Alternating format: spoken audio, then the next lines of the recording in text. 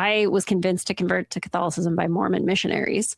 So okay, yes. Yes, I do recall this conversation occurring. I do. Yeah. Yep. When I first moved here, a friend of mine, I moved to Indiana. I had no friends. I was super lonely.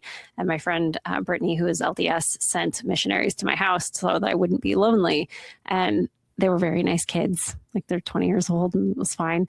But they were talking to me, and they've got their Matthew 16:18, and they're like, this was revealed to you by my Father in heaven, and I tell you the truth, you are Peter, and on this rock, blah, blah, blah, blah, blah, blah. And they're like, see, God intended to build his church on the rock of personal revelation. And I'm like, nobody who's reading this in English reads it that way. Like, dude's name wasn't Rock, and he called him Rock. Like, and they're like, well, so what do you think it means? And I was like, well, he's going to build his church on Peter. And he's like, yeah, but you're a Lutheran, so why aren't you a Roman Catholic? And I was like, well, because they got evil in the 1500s, which is the party line. It all went downhill.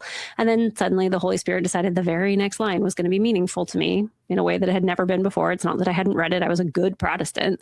But where he says the gates of hell will not prevail against it. I'm like, hey, either Jesus doesn't know or he's lying. One of those cannot be true. Neither of them can be true. So I have some concerns. And the Mormons are like, yes, we agree. We just think it happened as soon as the last apostle died. And they're all apostates until the blah, blah, blah. So I was like, well, I'm going to pray about it. Come back in a week. And they were so pumped. They were like coming back the week later thinking, we got her. We're going to do some baptisms.